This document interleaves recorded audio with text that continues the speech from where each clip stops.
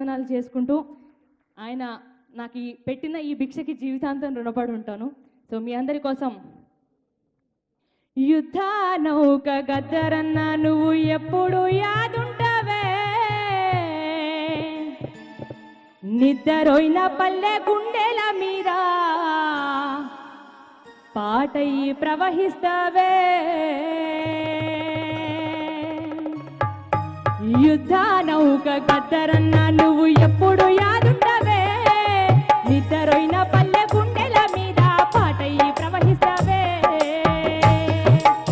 అలాంటి పాట నుంచి మీరందరూ ఒక్కసారి రెండు చేతులు పైకి లేపి చప్పట్లు కొడుతూ గద్దర్ తాతకి నివాళులు అర్పిస్తూ బండెనక బండి గట్టి 16 బండు గట్టి బండెనక